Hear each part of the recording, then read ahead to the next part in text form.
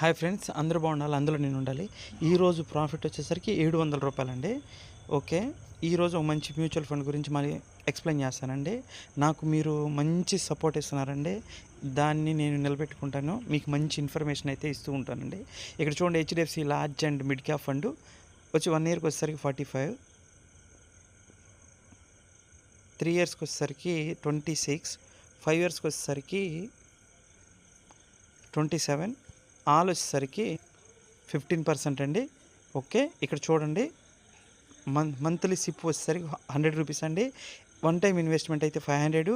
Similar qualities చూడండి, Quanta large and HDFC large mid cap ఫండ్కి. ఇక్కడ fund age 11 years, AUM value 23,046 కోట్లు అండి. ఎగ్జిట్లు 1%, ఎక్స్పెన్స్ రేషియో 0.8 అండి. ఇక్కడ ఫండ్ మేనేజర్ గోపాల్ అగర్వాల్ అండి.